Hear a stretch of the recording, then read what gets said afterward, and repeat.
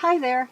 I'm now going to show you the center pop-out die, and this also makes an A2 card, and this is a little bit different. It's a two-step process. So what I have is I have a half sheet of cardstock folded in half. I'm going to take the die, and this little bar and this little bar go to the top part, and your fold of your paper is down here.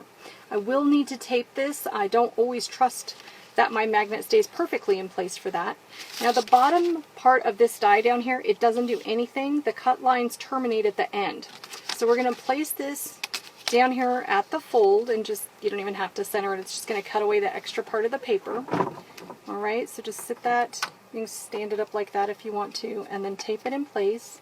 Now I could have made this a die that was twice as big so that it cut the whole thing at once without folding it, but then the die would cost twice as much money.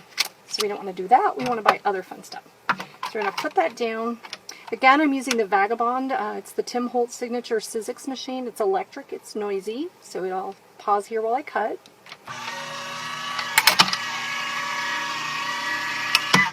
I'm going to return it towards my side of the table so I don't have to lean over and pick it up. Someday I'll learn to stop talking over the machine. I'm not sure when that will be though.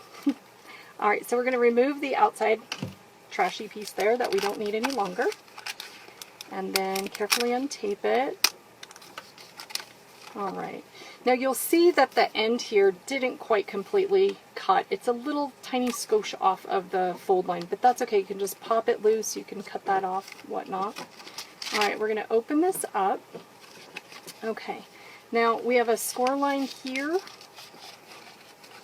and then one here, and again, if you just start bending the paper, it will fold where the paper has been scored because it's kind of weakened it right there. So we'll fold up both sides the same way.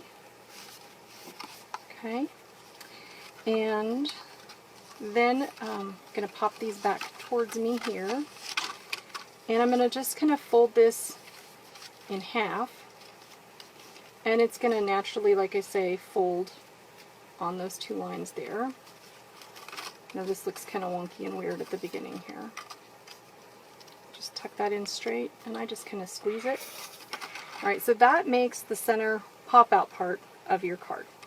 I'm going to move my plate so you can see how to assemble it into your card.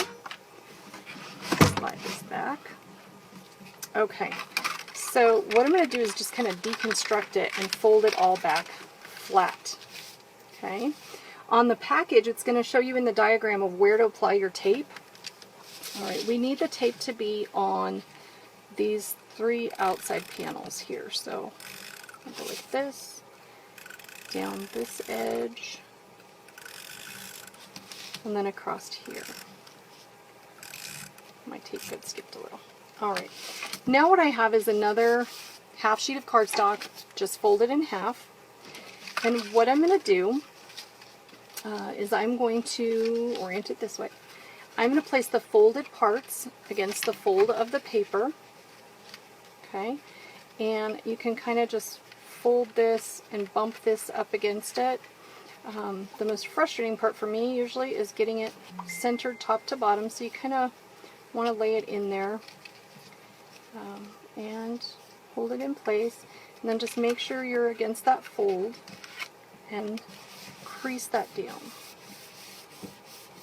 Okay, now half of it is taped down, not perfectly centered top to bottom, but it all gets better with practice. And then there's this thing called a paper trimmer that makes everything look perfect. So now we're going to take the tape runner, and again we're going to put it on these three edges.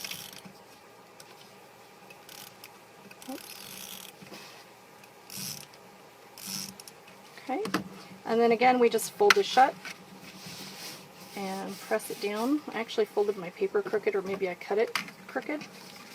No worries. And then you just pop this back out. So these two, and crease these two, and I kind of give it a press like that. So that is the center pop-out die. Some people called it a book fold. I didn't want everyone to think about it as a book, so I call it the center pop-out because the center pops out. Thank you for joining me. I hope you have a great day crafting.